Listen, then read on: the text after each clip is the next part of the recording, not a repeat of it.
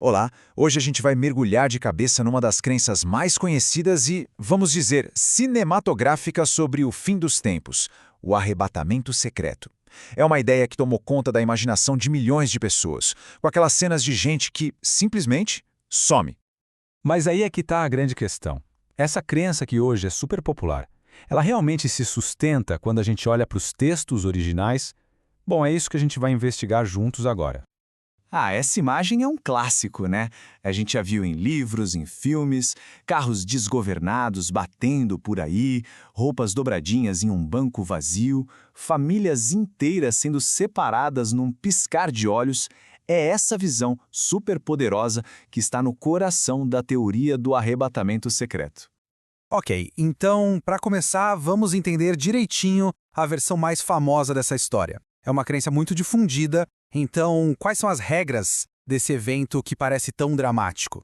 A teoria funciona mais ou menos assim. Em um momento qualquer, de surpresa, os crentes são levados da terra para o céu, escapando de um período de muito caos que viria a seguir. Já os que não acreditam, bom, esses ficam para trás. E a principal passagem usada para apoiar essa ideia toda vem lá do capítulo 24 do Evangelho de Mateus. Agora, a coisa começa a ficar bem interessante quando a gente pergunta de onde veio essa ideia. Ao contrário do que muita gente pensa, essa não é uma interpretação que existe desde sempre. Então, quando foi que ela se tornou tão popular? Pois é, acontece que a teoria do arrebatamento secreto, do jeito que a gente conhece hoje, não é tão antiga assim.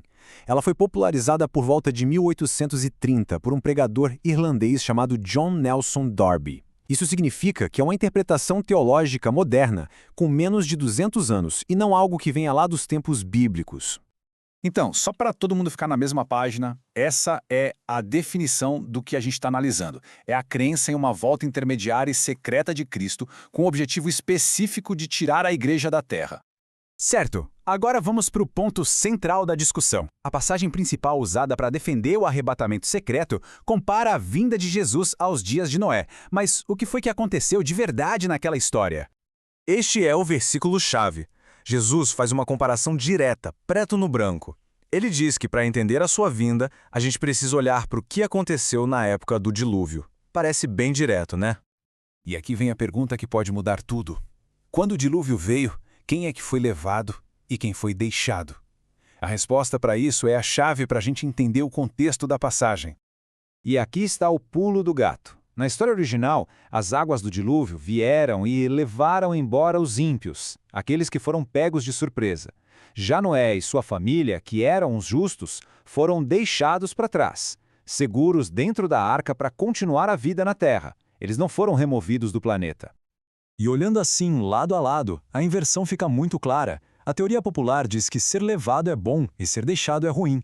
Mas se a gente usa o contexto de Noé, é exatamente o contrário. Os maus foram levados pela destruição e os justos foram deixados aqui para herdar a terra. Ok, mas e a parte do secreto? A teoria inteira se apoia nisso. Vamos dar uma olhada se outros textos descrevem um evento silencioso ou se a coisa é um pouco diferente. Olha só o que o livro do Apocalipse diz. É um evento espetacularmente público. A frase "todo olho verá" parece contradizer e muito a noção de um desaparecimento secreto que só alguns iriam perceber. E aqui, de novo, a descrição não é nada discreta. É um evento anunciado com alarido, voz de arcanjo e o som da trombeta de Deus. Definitivamente, essas não são palavras que a gente usaria para descrever algo silencioso ou secreto. Pelo contrário, soa como o evento mais barulhento e visível da história. Os textos bíblicos falam sempre de uma segunda vinda. Cristo veio a primeira vez e prometeu voltar uma segunda vez. Isso nos leva a uma questão matemática bem simples.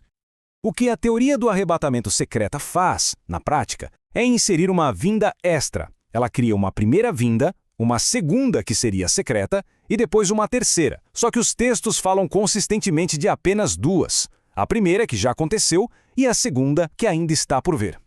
Então, se a ideia não é escapar da terra, qual é a promessa afinal? Os textos apresentam uma visão totalmente diferente para o destino final. Este versículo do livro de Provérbios parece resumir a visão alternativa de forma muito clara. Diz que os justos vão habitar a terra, enquanto os ímpios serão removidos dela. É a mesma dinâmica que a gente viu na história de Noé. Então, O ponto central dessa análise toda é que o destino final prometido não é uma evacuação, mas sim uma herança. A promessa que se repete é que os justos herdarão a terra, uma terra que será renovada.